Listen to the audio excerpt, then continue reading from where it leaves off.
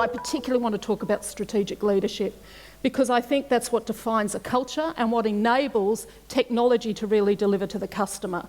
How do we face the future rather than get locked in the past? And that's not easy when we're large companies actually anchored down by some legacy. So what is strategy? The way I see it is pretty simple. It's what are you selling, where are you selling it, who are you selling it to, and how do you sell it? And if you think about insurance, we're selling a product that people hope they never ever need.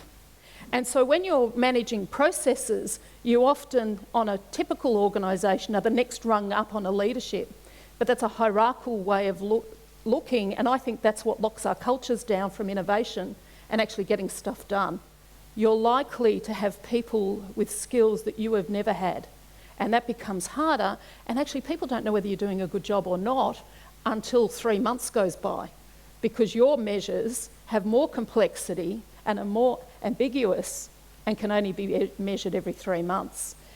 And then the most difficult part under Elliott Jacques' model that says on a levels of work where people most fail to ever get there is strategic leadership. Because that is when you only have 80% of the fact base and 20% of your decisions are gut and intuition. And people won't know whether you've made the right call sometimes for 3 years, 5 years. And this is where strategic leadership in the technology space is particularly scary as it intersects with accelerated change. And then I want to really challenge when we talk about strategic leadership and the culture of an organisation, and I have to adapt what I'm about to say because we're all constantly learning. The types of intelligence have always been divided up, particularly between IQ and emotional intelligence, yeah?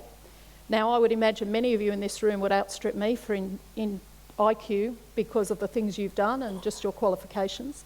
And the way you really will succeed in the future, though, is emotional intelligence, because those things that I said will make you a good strategic leader about being receptive, adaptive, resilient and selfless comes from all the emotional intelligence.